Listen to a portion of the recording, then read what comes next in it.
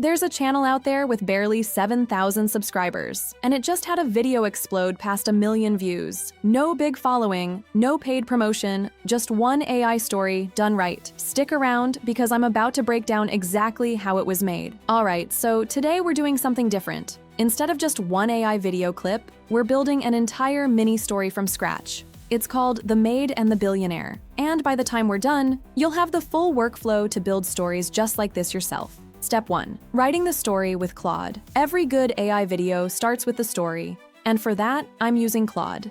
Here's why. If you jump straight into image generation with just a vague idea in your head, you end up with disconnected shots. Pretty, but pointless. Claude actually understands structure. Beginning, middle, end. Setup, tension, payoff. So I open up a chat and give it the concept in plain language. I tell it I want a short story called The Maid and the Billionaire. A slow burn. Will they, won't they setup. Set inside a massive modern mansion, and I ask it to break the story into scenes I can actually film with AI, not chapters, scenes. What comes back is a full scene breakdown. Scene 1, she's cleaning the penthouse alone at night. Scene 2, he comes home early and catches her off guard. Scene 3, an awkward but charged conversation in the kitchen, and so on. Each scene comes with a short description of the setting, the mood, and what each character is doing. This is the part most people skip, and it's the exact reason their AI videos feel random. You need this blueprint before you generate a single frame. Step 2. Building the characters. Now that we've got our scene list, we need our 2 leads, and this is where OpenArt comes in. The link to OpenArt is in the description, so you can follow along with me. I head over to the character section inside OpenArt and build both of our leads from scratch. For the billionaire, I describe him directly in the prompt.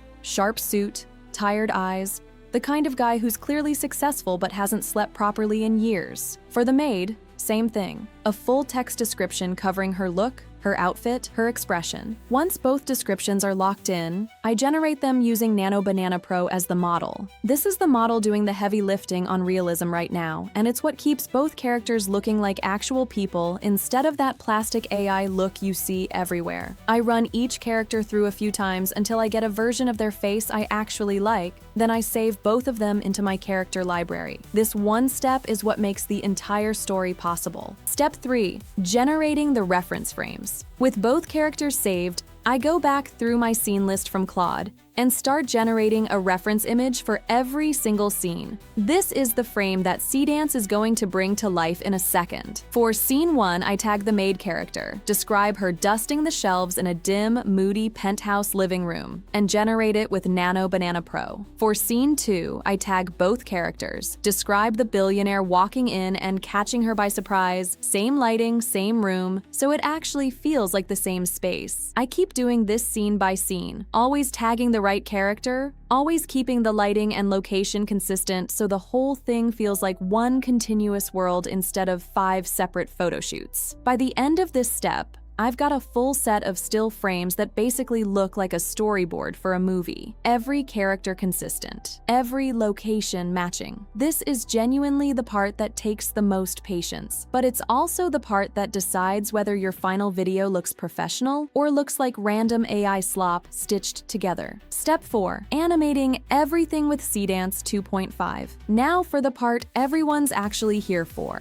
I take each reference frame and bring it into the video section. Switch the model over to Seedance 2.5, and this is where the story actually starts moving. For each clip, I break the prompt into shots, the way you'd actually direct a scene. Shot 1, wide shot of her dusting, camera slowly pushing in. Shot 2, cut to the front door opening. Shot 3, her turning around, startled. I also add a short audio section underneath describing what I want to hear. Footsteps, the door, the silence right before they speak. Seedance treats audio and video as separate layers, so being specific here actually changes how the final clip sounds. I generate scene by scene, and for continuity between clips, I use the last frame of one scene as a reference going into the next. That's the trick that makes the story feel like it's flowing instead of jumping around. Scene 2 doesn't start from nothing. It starts exactly where scene 1 left off. Step 5. Putting it all together. Once every scene is generated, I bring all the clips into the editing tool and lay them out in order on the timeline. I trim a few rough transitions, add a little breathing room between the tense moments, and that's genuinely it.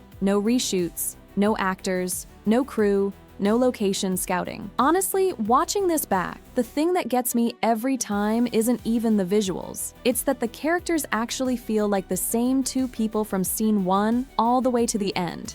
That's the part AI video used to be terrible at, and it's basically solved now if you follow this exact process. So that's the full workflow. Claude for the story, OpenArt and Nano Banana Pro for the characters and frames, Seedance 2.5 to bring it all to life. If you want to build your own story like this, the link to OpenArt is in the description below. Go sign up and follow along with me. And if you want more of these AI filmmaking breakdowns, subscribe now. I'll see you in the next one. In